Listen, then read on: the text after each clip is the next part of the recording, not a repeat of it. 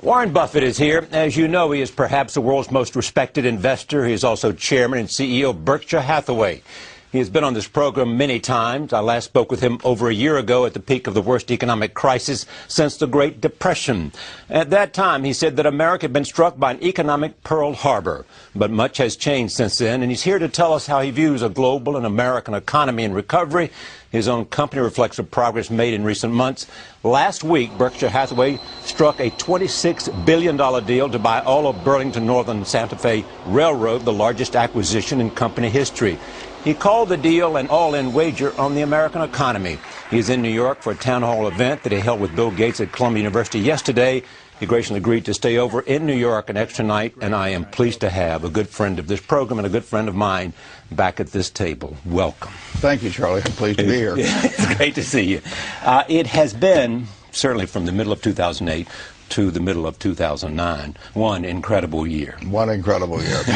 And one to a lifetime, I hope. Yes. Tell me about it for you. Well, it really was an extraordinary time in this country. We came closer to a financial meltdown than certainly any time I've ever seen, and probably in certain respects there was even more panic than the Great Depression because it came on so fast and so unexpected, and the whole country wanted to deleverage, corporations, individuals, and fortunately we had a government that responded. And it was when we talked last that it was a little question of whether Congress would respond like they should. They finally did, and I felt they would in the end. I mean, in the end, they come together for things that are this vital to the country. But we had the right people in Washington. If we'd had a group that had behaved like a deer in the headlights, that deer would have gotten run over. Yeah. So Paulson and Bernanke and Geithner were the right people at the right time. And you don't know what might have happened if others had been in those positions of power. No, I can think of others. I'm not going to name them, but I can think of others where the ending would have been with us in the abyss rather than just peering down into it. You made some investments during that period, right? General Electric, Goldman Sachs. Goldman Sachs. But you just pulled out the big elephant gun. We may have used most of our powder in that. Well, you said I stretched to the last nickel for this one. Yeah. Why did you do it?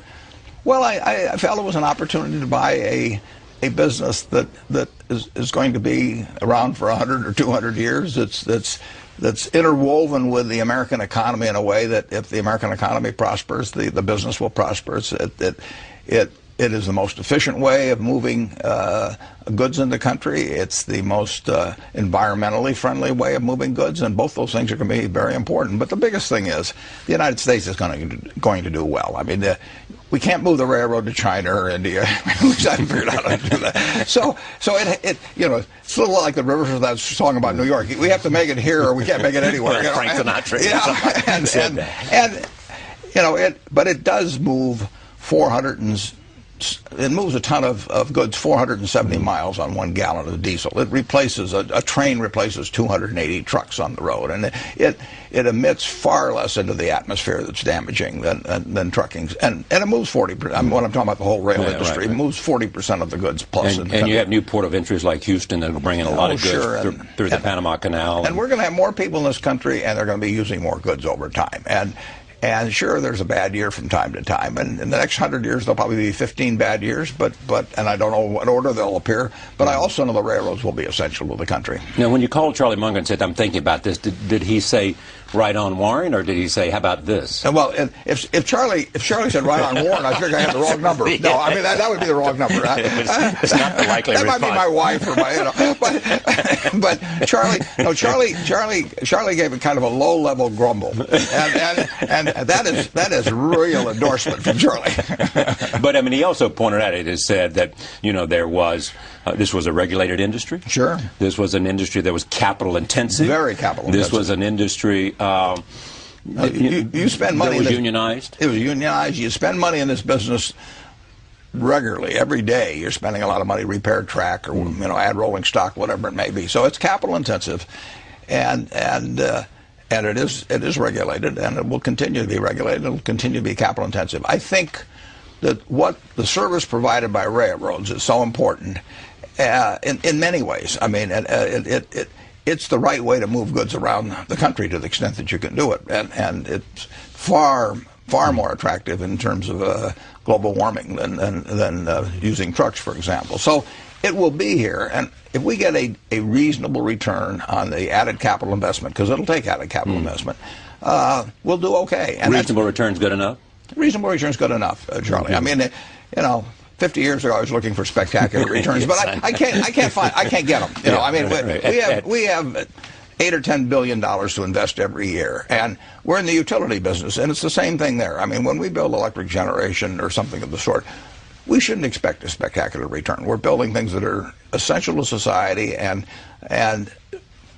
people need our services. They really don't have any choice in the case of the electric utilities, for example, and sometimes in case of rail. And we should get a decent return on that. I mean, it's enough to encourage us to keep putting money into the business, but we're not entitled to spectacular returns. You carry coal.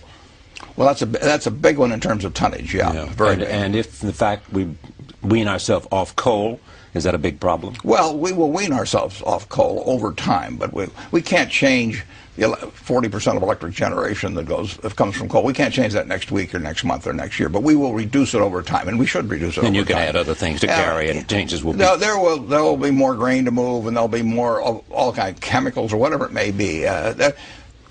There will be more things moving around this country 10 or 20 or 30 years from now. Knowing your idea about moats, is it a pleasing idea that no one is likely to get into the railroad business? Well, if they wanted to reproduce the Burlington Northern Santa Fe, it might take $100 billion or so, and 100 billion years. They'd have to be a real sport. Yeah. And they also are modernized today, are they not? I mean, enormously, enormously.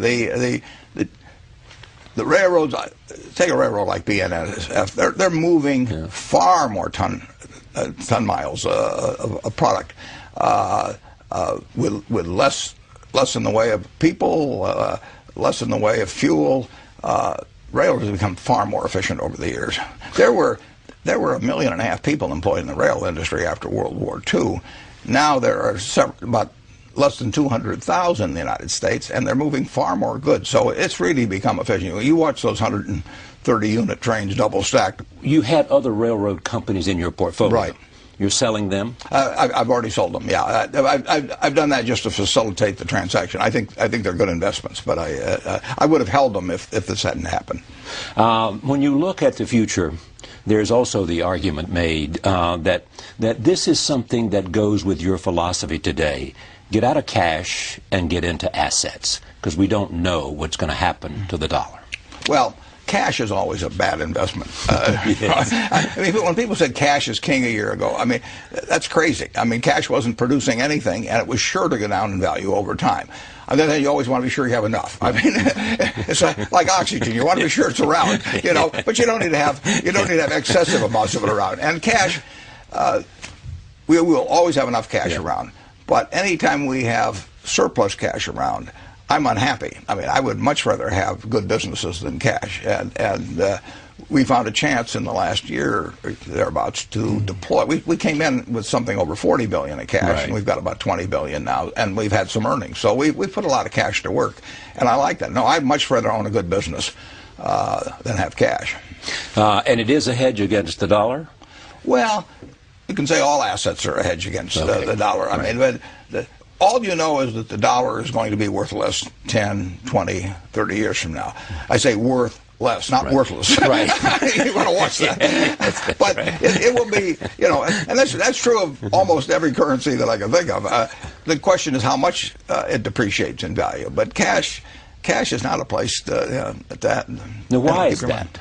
Well, because the dollar is going to be worth less. Because we'll print more of them in relation to the amount of goods that are moving. If we dropped $1 million of cash into every household in the United States today, everybody would feel very good, except the people that invested in things that were denominated in dollars. And, Exactly. There will be no tendency toward deflation in this country over time, or in virtually any country. Tendency toward inflation. Absolutely. Okay. In all the conversations we've had, I never thought that I would sit with you and we would talk about a 50-to-1 split Yeah, right. The Class B Right, stock. right. I mean, this had to be a hard one, or not? Yeah, I think I had a lobotomy one night and I didn't know about it. No, it is not natural for me, but it was needed to facilitate the small shareholders of BNSF getting the same deal.